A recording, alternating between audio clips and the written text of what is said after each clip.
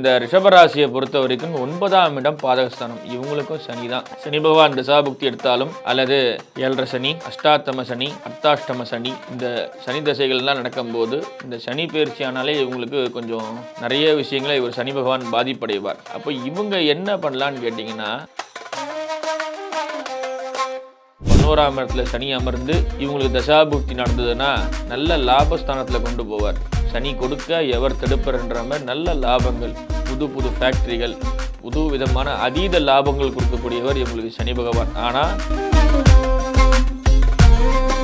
கேது பயிற்சியாகி இந்த ராசி மண்டலத்தை போய் உட்கார்ந்தாருன்னு வச்சிங்களேன், ஸ்கின் அலர்ஜின்னு சொல்லுவாங்க. ஸ்கின் அலர்ஜி, தோல் சம்பந்தப்பட்ட பிரச்சனைகள் இதெல்லாம் கொடுக்கக்கூடியவர் கேது பகவான்.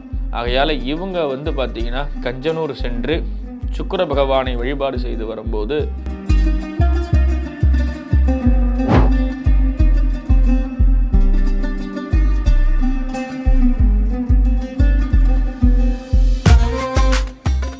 ரியல் ஒன் ஆன்மீக நேயர்களுக்கு உங்கள் அன்பு ஜோதிடர் பரத்ராஜனுடைய அன்பான வணக்கங்கள். இப்போ பார்த்தீங்கன்னா நம்ம 2வது ராசி ரிஷபம். இந்த ரிஷப ராசியை பொறுத்த வரைக்கும் காலபுருஷனுக்கு 2ஆம் இடம். ரிஷபன்னா சுக்கிரனுடைய வீட்டில் அமைந்துள்ள ராசி. இதில் ஒரு நல்ல விஷயம் பார்த்தீங்கன்னா, கிருத்திகை நட்சத்திரம் சூரியனுடைய நட்சத்திரம், ரோகிணி நட்சத்திரம் சந்திரனுடைய நட்சத்திரம், மிருகசிரீஷம் செவ்வாயுடைய நட்சத்திரம். 2 சுடு நட்சத்திரத்தினுடைய நடுமத்தியத்திலே ஒரு குளிர்ந்த கிரகம். சூரியனும் சூடு, செவ்வாயும் சூடு. அதுக்கு நடுவில் குளிர்ந்த கிரகமான ரோகிணி நட்சத்திரம், அதாவது சந்திரனுடைய நட்சத்திரம் உள்ளது. இப்போ பார்த்தீங்கன்னா கிருத்திகை நட்சத்திரக்காரங்களுக்கு பிறக்கும் போது சூரிய தசை. இந்த பிறக்கும் போது சூரிய தசைன்றப்போ பார்த்தீங்கன்னா தந்தையாருக்கு சில உடல்நலை குறைபாடுகள் ஏற்படும். ஏன்னு கேட்டினா, சூரிய தசையில் குருபுக்தி நடக்கும்போது கர்மகாரகன்னு சொல்லப்படுற, பித்ருகாரகன்னு சொல்லப்படுற சூரியனுடைய தசையில் குருபுக்தி வரும்போது தந்தையாருக்கு சில உடல்நலை குறைபாடுகள்லாம் ஏற்படும். அதே போல் கிருத்திகை நட்சத்திரக்காரர்களை பொறுத்த வரைக்கும் பார்த்தீங்கன்னா யோசிப்பதே கொஞ்சம் கம்மியாக இருக்கும். அவங்களுக்கு எதையும் சிந்திச்சு செயல்பட மாட்டாங்க.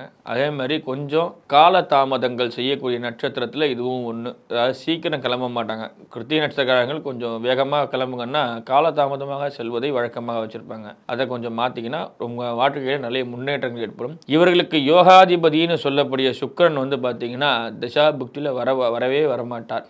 ஏன்னா தசாபுக்தி முன்னாடியே முடிஞ்சு போயிடுது. சூரியன் தான் முதல் தசையாக இவங்களுக்கு ஆரம்பிக்கும். இவங்க யோகாதிபதி இவருக்கு கிடைக்கப்படாத நிலை. அதே போல் பார்த்தீங்கன்னா இவங்களுக்கு சுக்கிரனுடைய தசை வராதுனாலும் புக்திகள், சூரிய தசையில் சுக்கிர புக்தி, அடுத்தடுத்த தசைகளில் வரக்கூடிய புக்திகள் நல்லா இருக்கும். இந்த தசாபுக்தி காலங்களில் பார்த்தீங்கன்னா இவங்க சிவாலயத்துக்கு மேற்கொள்வதும் திருப்பணிகளை செய்யறதும் இவங்களுக்கு ரொம்ப ரொம்ப நல்ல விஷயத்தை அமையும். சூரிய பகவான் யாருன்னு பார்த்தீங்கன்னா அரசாங்கம்னு சொல்லுவாங்க. அரசாங்கத்துக்கு ராஜா சூரியன்.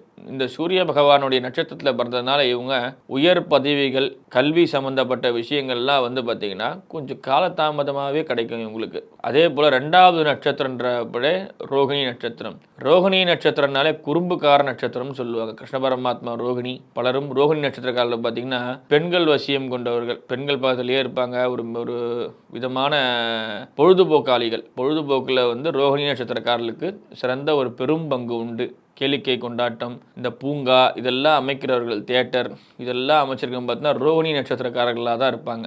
இந்த ரோகிணி நட்சத்திரக்காரர்களை பொறுத்த வரைக்கும் பார்த்தீங்கன்னா பொழுதுபோக்குக்கே செலவு பண்ணக்கூடிய ஆட்கள். அதே போல் இவங்களுக்கு பார்த்தீங்கன்னா குரு தசைன்றது இவங்களுக்கு கொஞ்சம் சிறப்பாக இருக்கும். ரோகிணி நட்சத்திரக்காரர்களுக்கு 2வது விஷயம் பார்த்தீங்கன்னா இவங்களுக்கு அடிக்கடி காலில் தான் ப்ராப்ளம் வரும். கால்வலி, வெரிகோஸ் வெயின் சொல்லக்கூடிய நோய், கால்வலி, வலிகள், இந்த மாதிரியான விஷயங்கள் தான் இவங்களுக்கு அடிக்கடி வருமே தவிர்த்து உடல்நிலை பாதிப்புன்றது இவங்களுக்கு எப்போது தான் ஏற்படும். அதே போல் மிருகசிரீஷ நட்சத்திரம். இந்த மிருகசிரீஷ நட்சத்திரம் செவ்வாயுடைய நட்சத்திரம். பிறக்கும் போதே செவ்வாய் தசை. 2வது சகோதரர்கள் இன்மை கம்மியாக இருக்கும். இவங்களுக்கு மூத்த சகோதரர்கள் குறைவாக இருப்பாங்க. அதாவது மூத்த சகோதரி இருப்பாங்களே தவிர்த்து சகோதரன் கிடையாது. ரொம்ப ரேர்னு சொல்லலாம். 2வது இவங்களுக்கு 2வது தசையாகப்படக்கூடிய ராகு தசை நடக்கும்போது பார்த்தீங்கன்னா அடிக்கடி விபத்துகள் அந்த மாதிரிலாம் ஏற்படும். ஏன்னா ராகு தசை இவங்களுக்கு அடிக்கடி இந்த விபத்துக்கள், சைக்கிள் ஓட்ட போனால் கீழே விழுறது, பைக் ஆக்சிடென்ட், அந்த மாதிரியான விஷயங்கள்லாம் சிலதெல்லாம் நடக்கும் இவங்களுக்கு. அதுக்கப்புறம் நல்ல முன்னேற்றங்கள் இருக்கும். அந்த முன்னேற்ற பாதையில் இவங்க செல்லும் போது ரொம்ப ரொம்ப சிறப்பாக இருக்கும். 2வது இந்த ரிஷபராசியை பொறுத்த வரைக்கும் 9ஆம் இடம் பாதகஸ்தானம். இவங்களுக்கும் சனி தான்.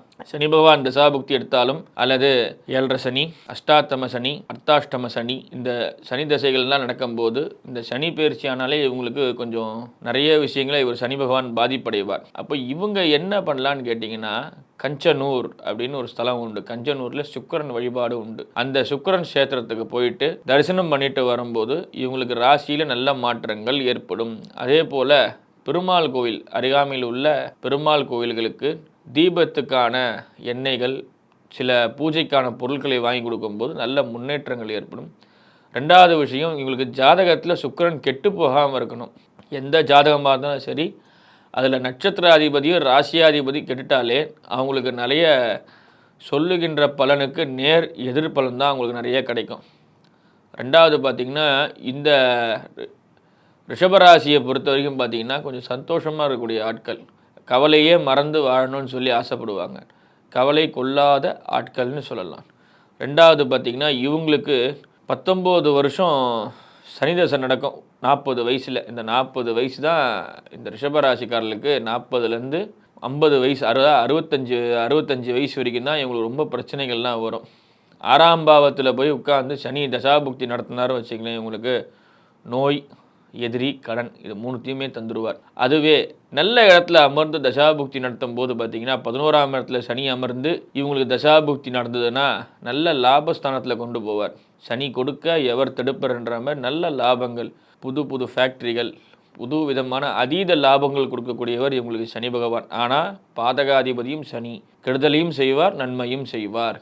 அதே போல் பார்த்திங்கன்னா இந்த ராசிக்காரர்களுக்கு ராகுவால் சில பிரச்சனைகளும் ஏற்படும்.